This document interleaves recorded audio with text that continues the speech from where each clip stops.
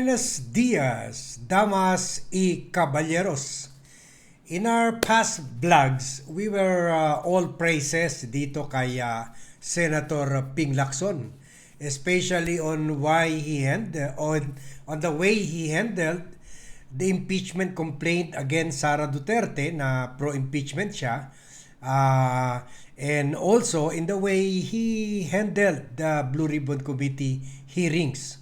So sabi nga natin, lalo na yung pag-imbestiga niya dito sa Cabral Files at yung koneksyon ni former Speaker Martin Romualdez kay sa mga diskaya daw, sabi natin kung ma-prove niya yan kasi lumapit daw sa kanya yung bahay na isa sa mga bahay binili nila Romualdez at Diskaya.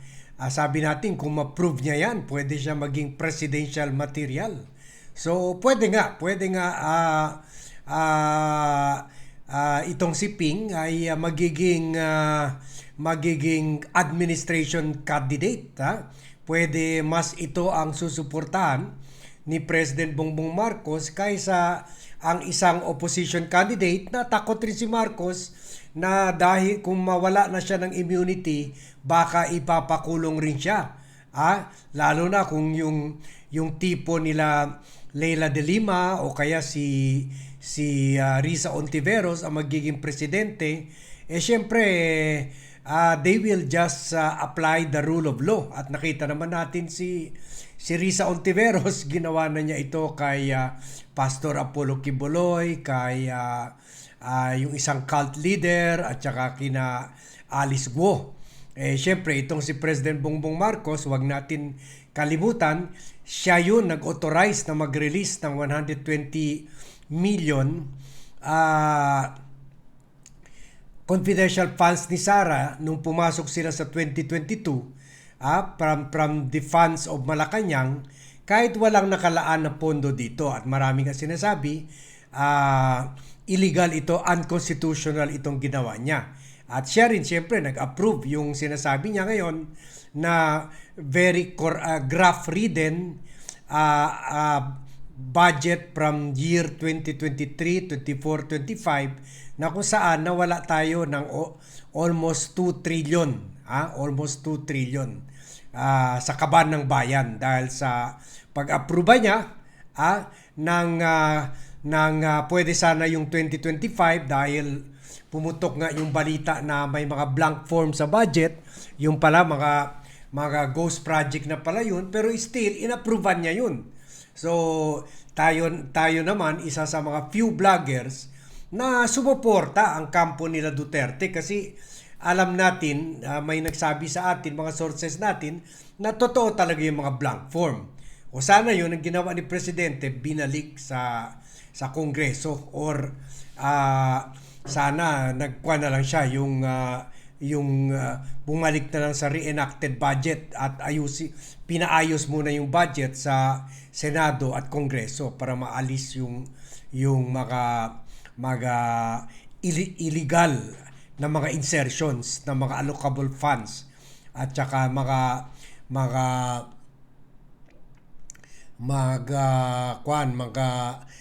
ayuda funds na mga very graph-ridden very corrupt items sa budget, pero hindi niya ginawa yun.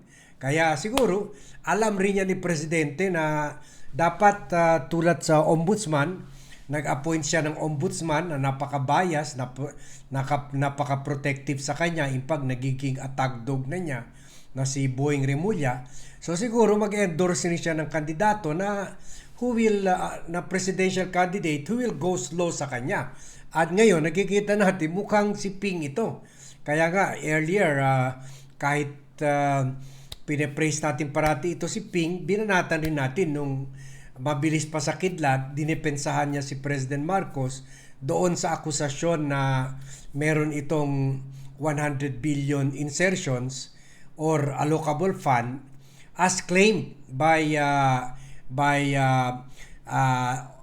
former appropriations chair Saldico na ngayon ay on the run. Sabi natin, sana inimbestigahan niya muna bago niya diretsahan na lang clear si Duterte kasi si President Marcos kasi head naman siya ng Blue Ribbon Committee. He has the power to investigate yung veracity ng lista na pinost ni Saldico.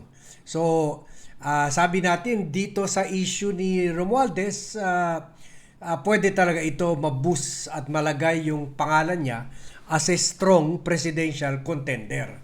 Pero ngayon, gano'n rin ang mas lalong lumakas ang suspicion natin na parang Ping is also positioning to run for president, hindi dahil sa hindi lang parang nagpapakita siya ng pagsiksip-sip kay President Bongbong Marcos, kundi parang ngayon parang tinitira na rin niya yung mga magiging possible kalaban niya sa presidential race. At isa dito ay si General Nicolas Torre kasi parang mysterious itong claim niya na ito daw si Nicolas Torre ay sinubukan kupkupin, bigyan ng sanctuary or protection dito kay Undersecretary Roberto Bernardo na isa sa mga star witness. In fact, nalagay na siya sa Under Witness Protection Program ng DOJ. At sabi ni Ping, parang he finds it weird na nangyayari ito. Na either may nagpa-atake kay Ping dito kay Nicolas Torre or tulad ginawa na ni John Vic Remulla na marami rin sinasabi kaya panay ang presscon ay naglalaway rin sa top post of the land. May ambition rin maging presidente sa 2028 or the years later.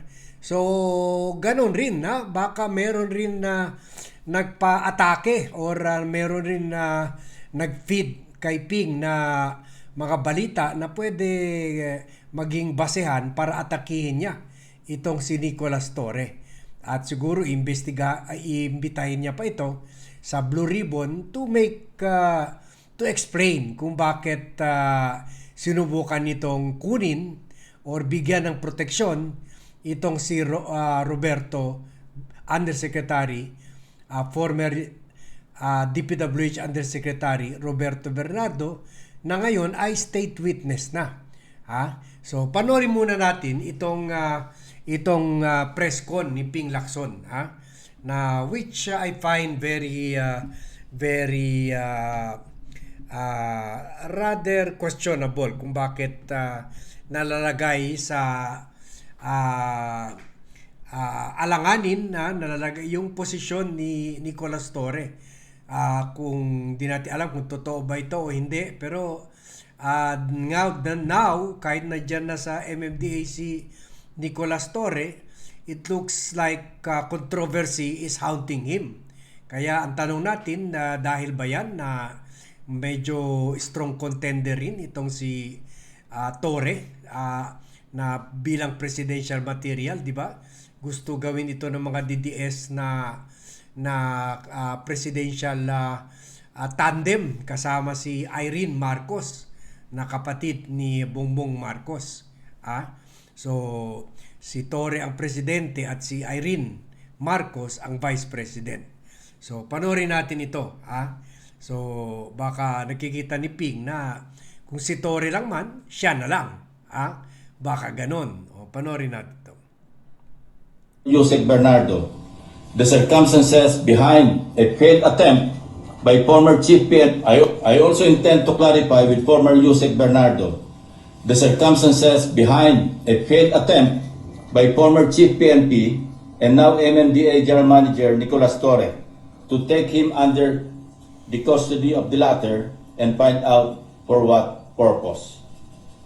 We will also issue subpoena to personalities who snubbed our invitations during the last hearing under pain of contempt and arrest by the Senate Sergeant at Arms. With all that said, I'm ready to answer your questions. Sir, pa-clarify lang, tama po ba yung sinabi niyo kanina na si Bernardo is seeking custody kay... Hindi. It's the other way around. Okay. Si Nagulat General siya, Torre po. yeah. Nagulat siya nung merong nag-offer sa kanya na magbigay ng sanctuary. Kasi wala naman sa custody ng Senate si Bernardo. I think this happened before his third appearance. No? Nung he was about to appear for the third time yata, ewan ko kung nakailan na siya. Nung nagkausap kami, kinuwento niya sa amin yan na sinabi sa kanya na pwedeng mag-seek ng sanctuary kung gusto niya. Pero pag labas niya doon sa pinanggalingan niya, nakita niya si General Torre. Umatras siya, sabi niya, doon na lang ako kay Senator Lacson. Although he was not under my direct custody at that time. So nakita niya mismo at hindi siya pumayag na magpag-custody kay General Torre. Hindi ko nga alam. It was a big and still a big wonder sa akin. Bakit napasok sa picture o sa scene, sa eksena, si General Torre?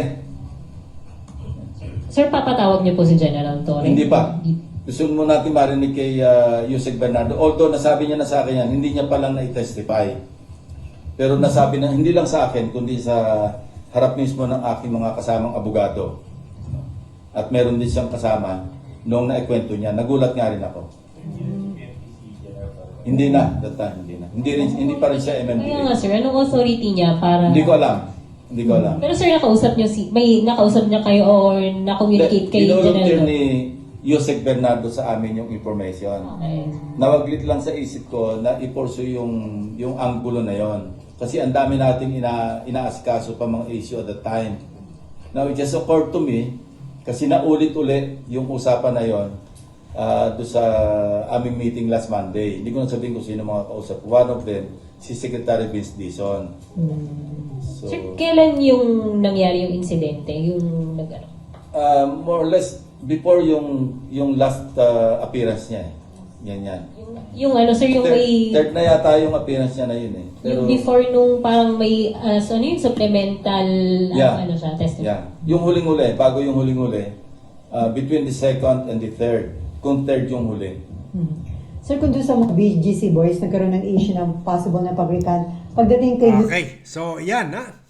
And thank you ha, ABS-CBN for this video. Wala naman intention to copyright tayo dahil nasa public domain ito, nasa public and we are exercising our fair use privileges dahil nasa public domain naman ito at we are just using this video for news analysis purposes.